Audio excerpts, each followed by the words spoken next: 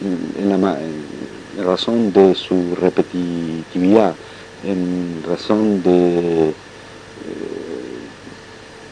la repetición de gestos y de signos, hasta la dominación, digamos, casi inconsciente de esos gestos y esos signos, ¿no? Ahora, lo que sería interesante que vos aclarás es lo que vos llamás posesión Joan que Stanislavski en los pensamientos. O sea, esta sería una parte de... Yo creo que hay un aspecto finalmente que es la interpretación de una base. Yo creo que no hay una base, creo que en realidad la teoría de Stanislavski es una teoría que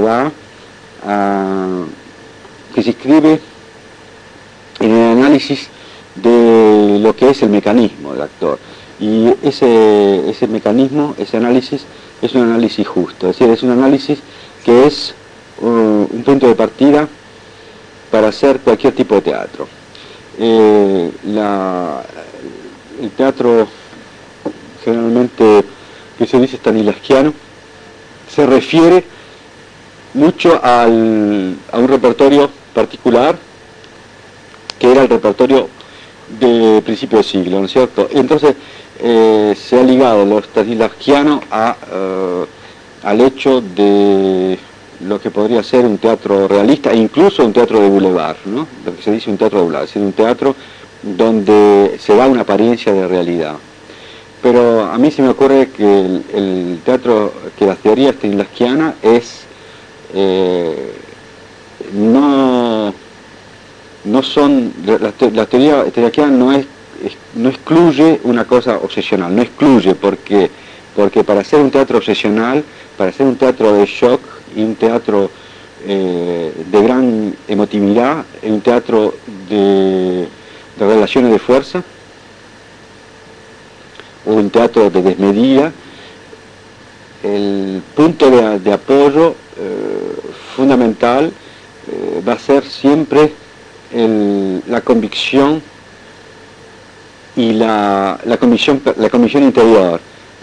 interior que puede expresarse por diferentes medios, ¿no es cierto? Pero que puede, sin una convicción interior, no puede abordarse prácticamente ninguna forma de teatro, incluso la más barroca, incluso la más desmedida, la menos reconocible por los signos. Quiero decir, por ejemplo, la utilización del grito en el teatro, ¿no? Como elemento expresivo, si no aparece claramente en la teoría de Stanislavski, puede ser referida, no de una manera naturalista, pero con una justificación, no solamente ética, sino con una justificación anímica que la sostiene y que la hace creíble.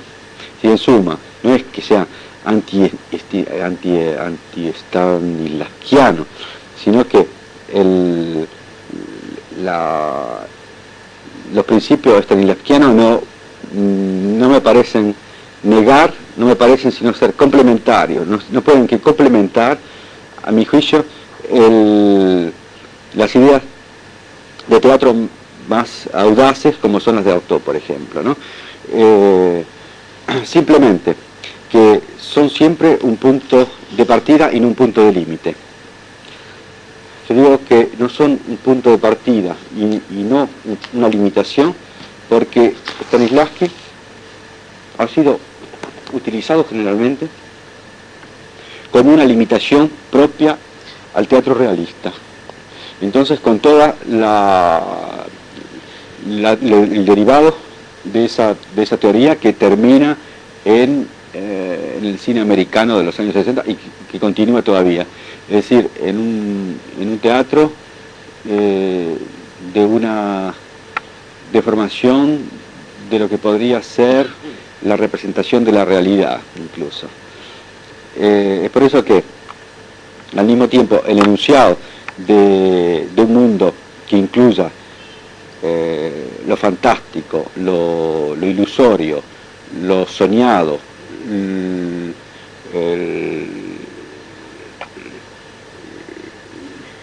lo desmedido, puede incluso relacionarse con los principios básicos, digamos, del sistema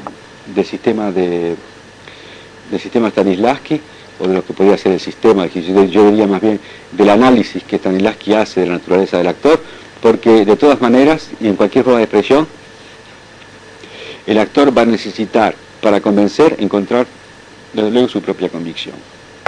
Lo que es interesante es cómo vos permanentemente mencionás a esto, que en contraposición en este caso con el pensamiento Stanislavski, y en ningún momento mencionás a Meyerhold.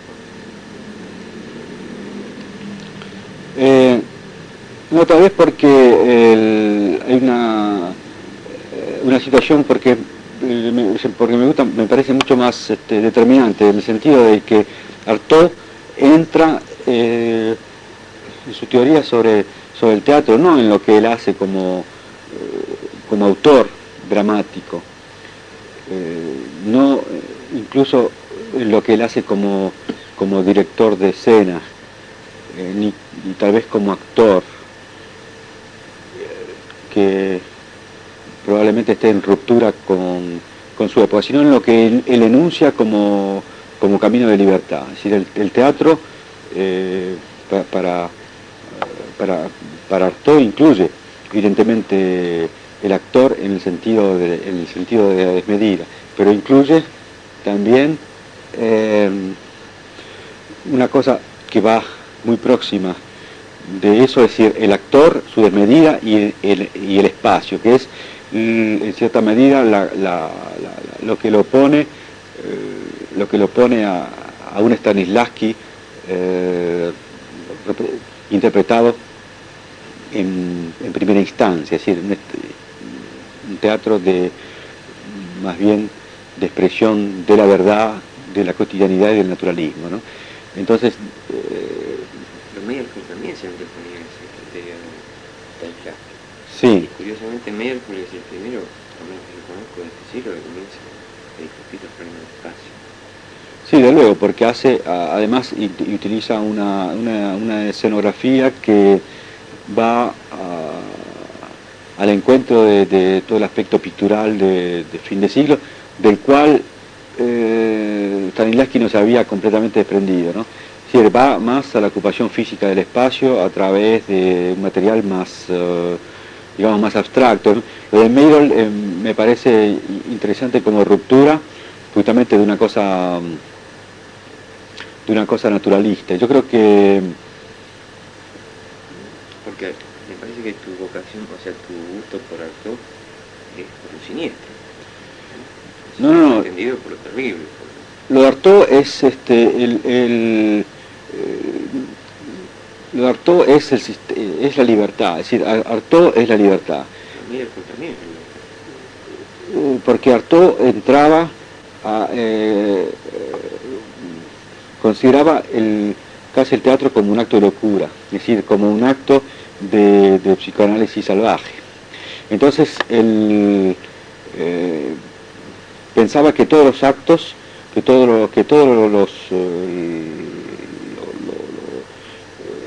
la expresión, sobre todo la expresión del actor, podía pasar por cualquier tipo de signo, si no era un signo racionalizado.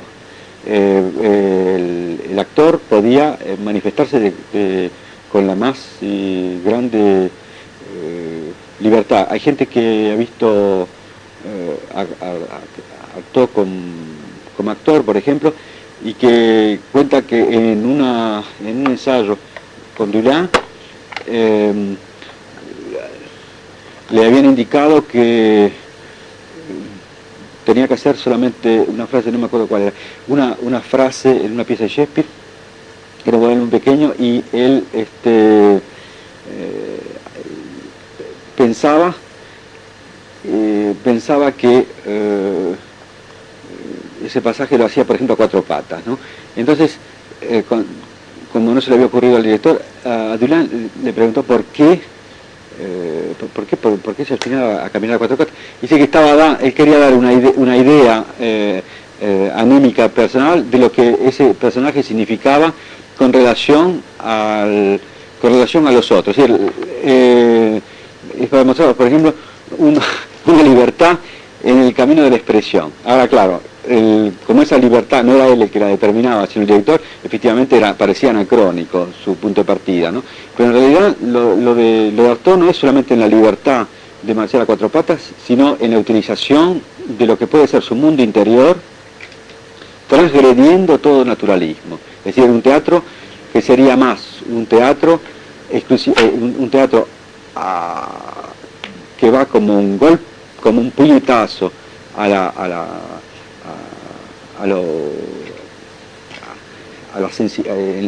sensibilidad de que lo recibe, que como un halago.